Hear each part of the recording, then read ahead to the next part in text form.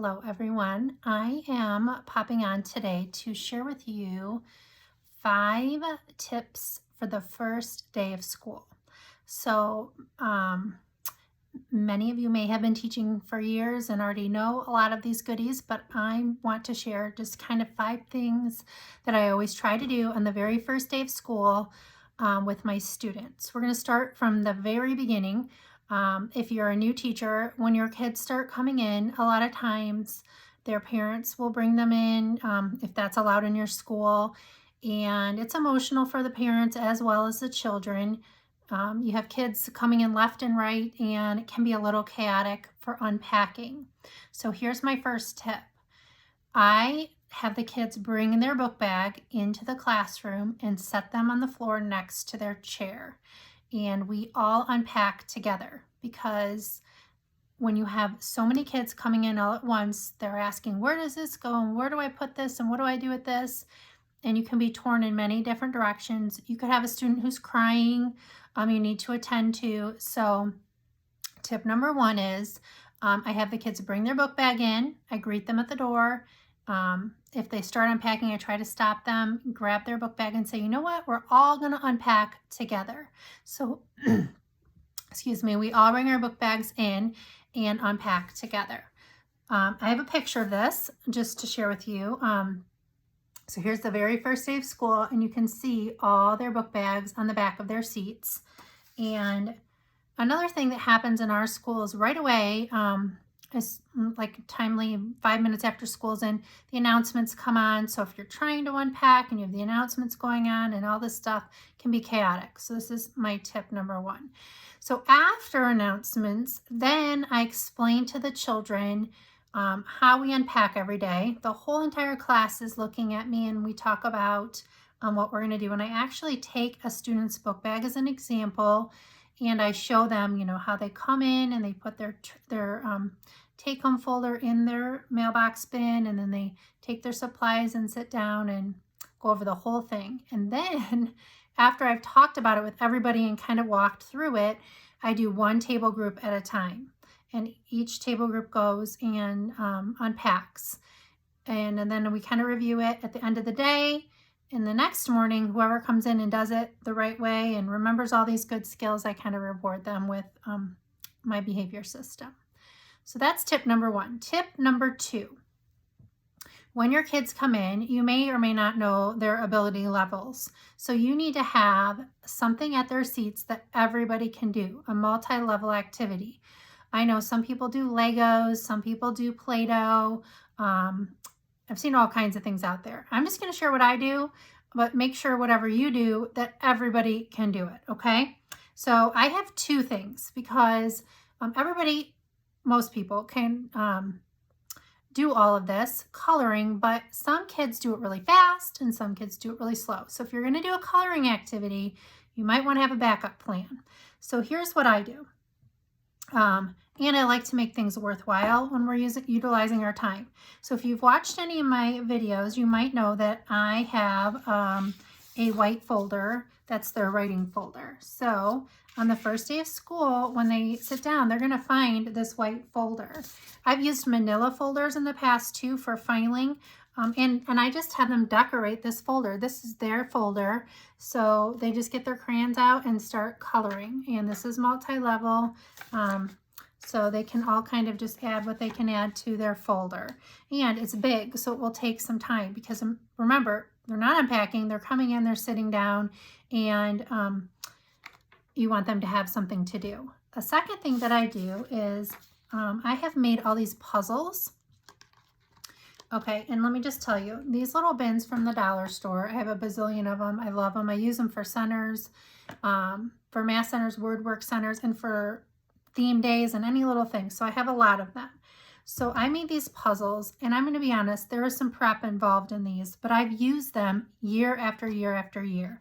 So in the puzzle, there's a little puzzle card so the kids can see what the puzzle looks like. And then there are all the pieces in here. And they build this little puzzle, and it tells them kind of just like a classroom rule or routine. So I will put these little bins all around the table, and they can make their puzzle in and then they can pass the puzzle around and do a different puzzle. So I have enough puzzles for every kid to get their own puzzle. So they can color, they can do their puzzle, again, things that they all can do, and that is tip number 2. So if it's Play-Doh for you, I don't want the mess, or Legos, they're too noisy for me. But whatever it is, make sure that you're meeting the needs of your students right off the bat. Okay, tip number 3, take their picture. You will look at the end of the year, look back at these pictures and see how much your students have grown. So I always like to take their picture on the first day of school. I made these little, what are these called? Photo props.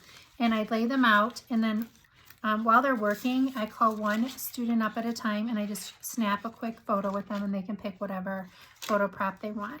I'll link that in the description. Here's a picture of my Charlie girl last year on the first day of school.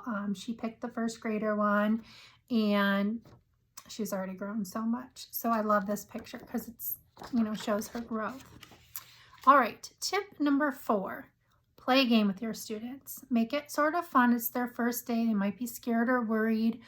Give them the opportunity to get to know other classmates so they can feel comfortable and excited to come to school the next day. I made this fun little game. It has to do with Goldfish. So we do group snack where everybody has the same snack in the classroom. So for the first week of school, I provide that snack. So I have these little tags that you can grab. It says you are officially a first grader. I have them, I think, for just first grade. I'm not sure. I'll put the link in there. You can check it out. So I just grab these fish crackers, staple these on there, and then even if you don't use that, I have this game here that we play, and I'm sorry, they're laminated, so it's a little shiny, but it says you are officially back to school. So they need 2 dice, and they cover their fish. They're just practicing basic addition here. So this is kind of a fun little game they can play in groups or together, and you can play more than one time. I will link that. You can grab that fun game. It doesn't have to be that game, but a game or something to get them kind of interacting with one another.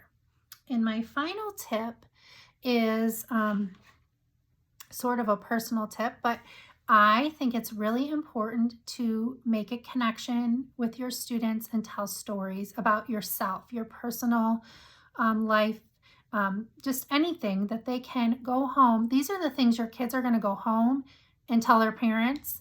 They're going to remember. They love stories. So I'm going to share a story with you. This is, I'll try not to get emotional, a little yearbook from my grandpa.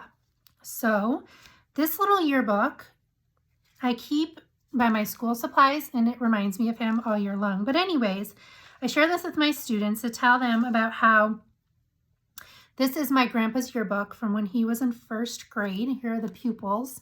And he went to a one-room schoolhouse, and there were 8 first graders in their class. And they were all together. So there were 4 second graders, 3 third graders, and they just get a kick out of this little yearbook. And I tell them we're going to make lots of memories and have our own yearbook. And it's just a personal connection that the kids can go home and say, oh my gosh, Mrs. Mitchell told us about her grandpa's yearbook, or just to make them realize that you are a person, obviously with feelings, that they can talk to and share ideas and stories with. So that is tip number 5, make a connection. So unpack together, have an activity that everybody can do when they first come in. Don't forget to take their picture, play a game, and make a connection. So I hope you like one of these ideas you can use on your very first day of school. Thanks for watching, and I will see you soon.